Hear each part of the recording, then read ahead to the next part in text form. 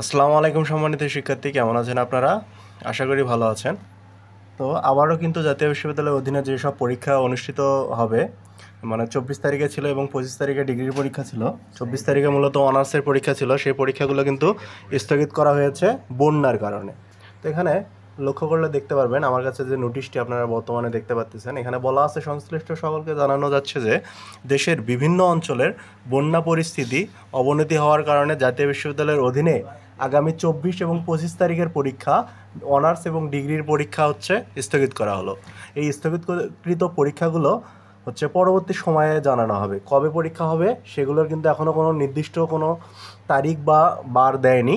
ভুয়া নোটিশে আপনারা কোনো ধরনের বিভ্রান্ত হবেন না।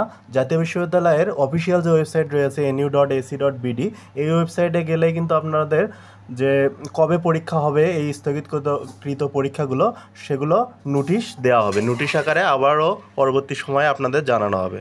তো ধন্যবাদ, এই ছিল আজকের ভিডিওটি।